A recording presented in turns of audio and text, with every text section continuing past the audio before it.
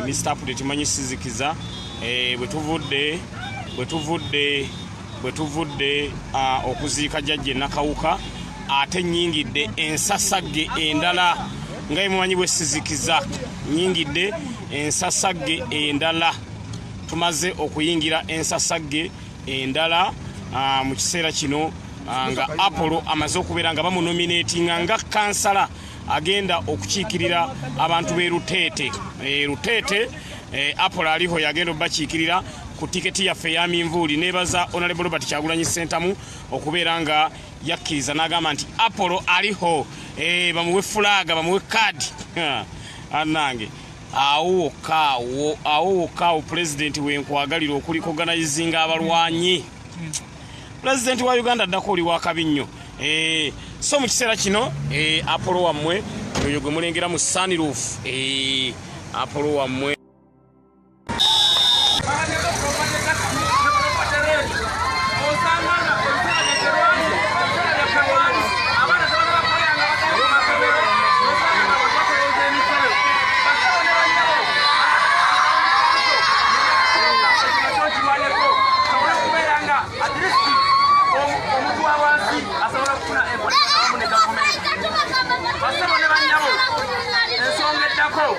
yabyakwelinda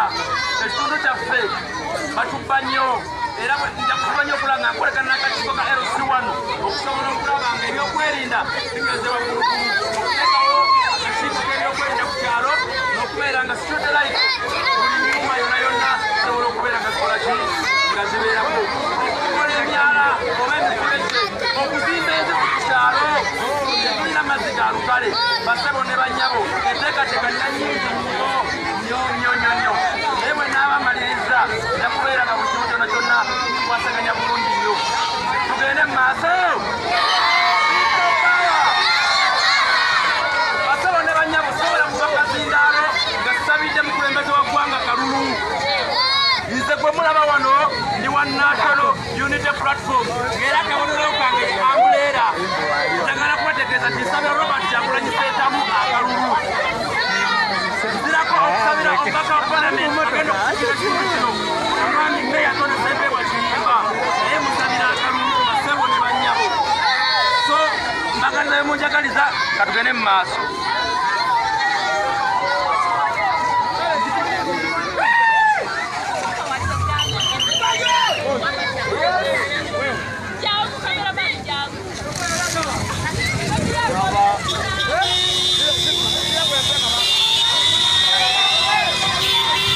Fabiana.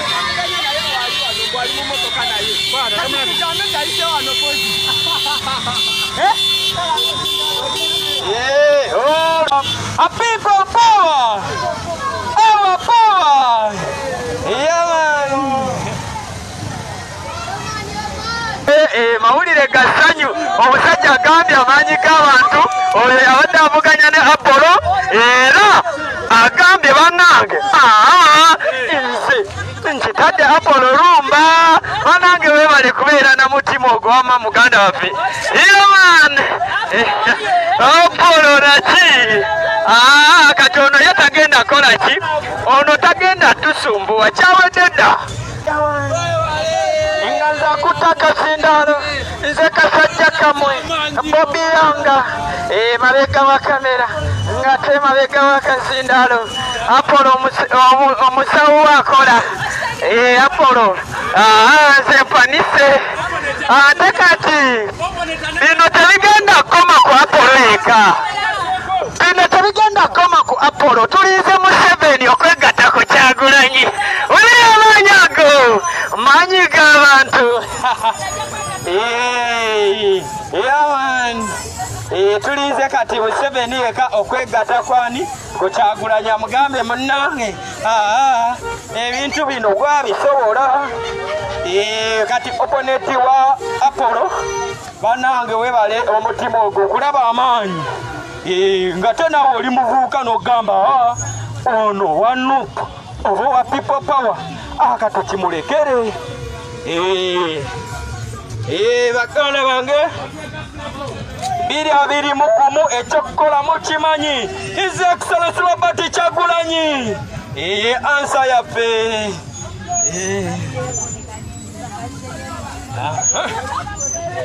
Ntimbala bebanji ne Apollo nga yali side endala eri eya NRM era n'asalawo n'agamba Apollo lumba amanyi agange bamenya sinaani musajja wa NRM nambeemu era nga muwagizi wa Museveni nambeemu Lutete Kakomera era nga mbadde nzize ngowa fulaga beyala wa NRM nga era sirina avuganyiziddwa naye olwa mukwano gwange Apollo ate muganda wange nempayo obuyinza nembumukwasa akulemereze tewali mbeera yonna era ngenda kubeera mabega we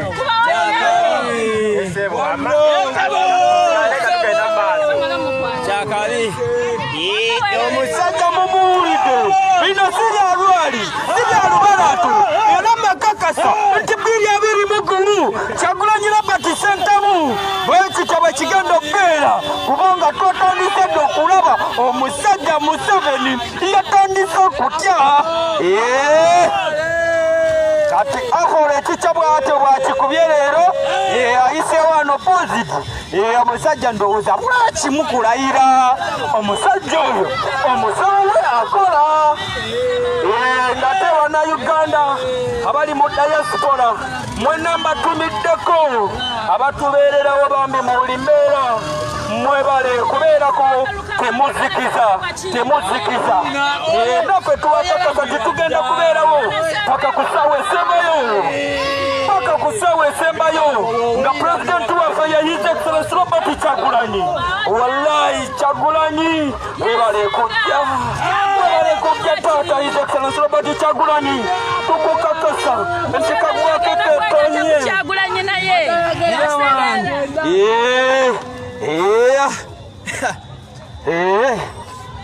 amaanyi geego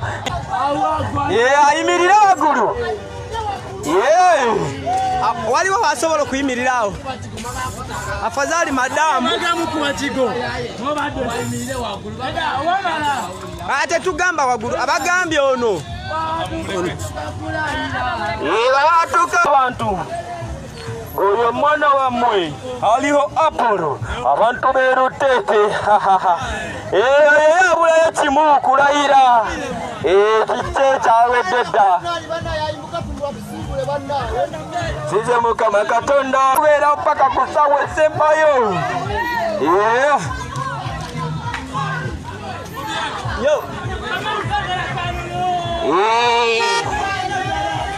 nkuwe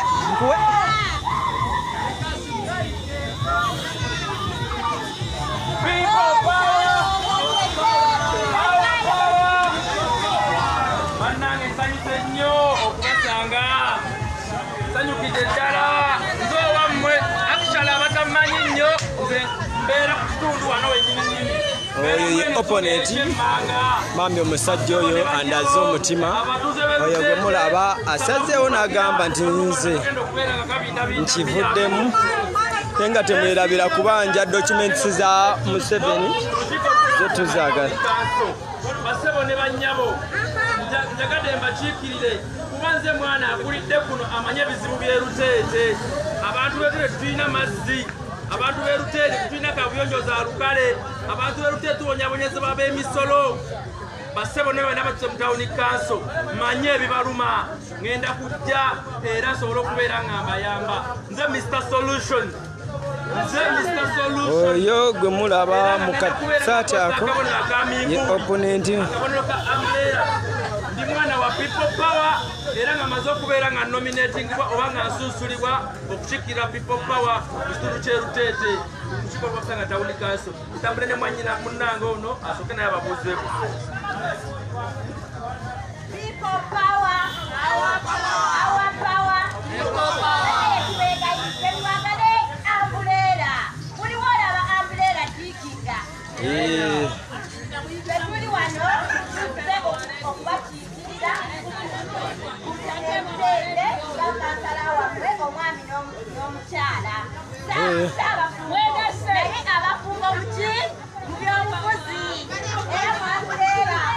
Abade ogenda kunkubya wano emiti.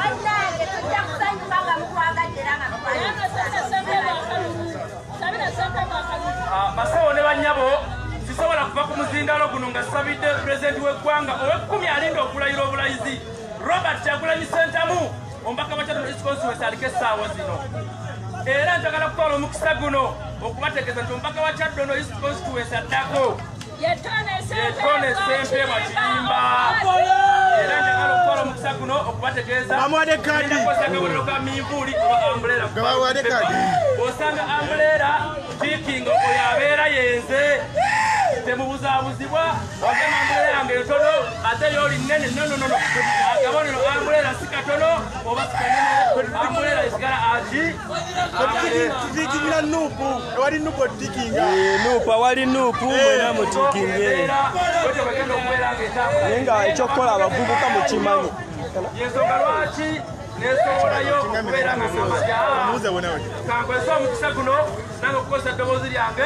n'abantu be Lutete ku kigo lukulu olwakisanga tawuni kanso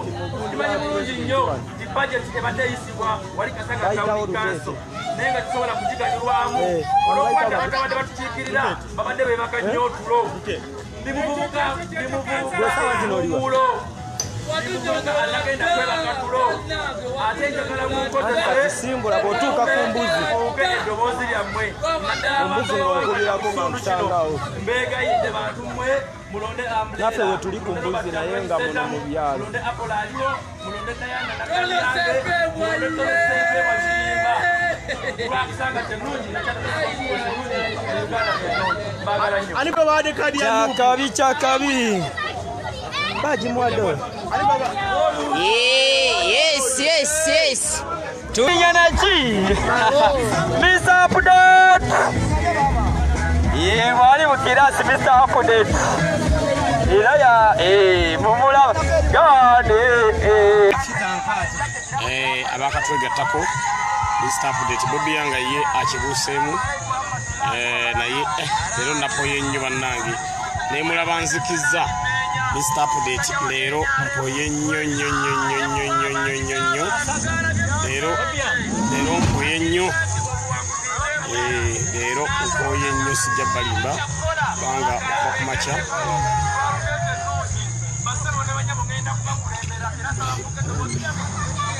muyambe leero mpoye nnyo so embeera si nnyangu n'omulundi n'ogumu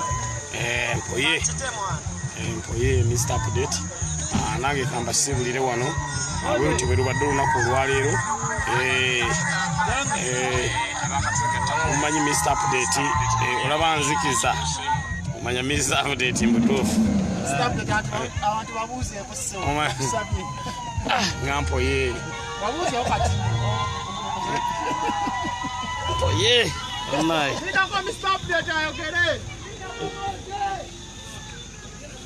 abantu bagasigirinya atubuze kate nga napoye dda no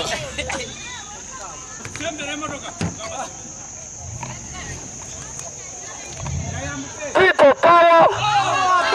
our power naga abantu be Lutete gye muli nsanyusa nnyo okubasanga amannya nze Segirinya Muhammad eddoboozi ly'ekyebando agenda okubeera omubaka wa Parliament wa Kawempe North ekindeese wano olwaleero kwe kulaba nga tukampeiningira muganda waffe Apollo Ariho abeere kansala wa Lutete abantu ba wano mukaabye ebbanga nga temulina muntu asobola kubeera nga abasakira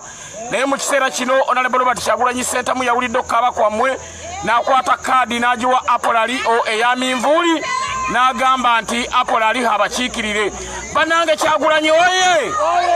Kyagulanyi oye ogwe bayita Kyagulanyi